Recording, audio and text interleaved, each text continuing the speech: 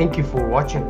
If you like this video, please subscribe and share this channel for more news and updates.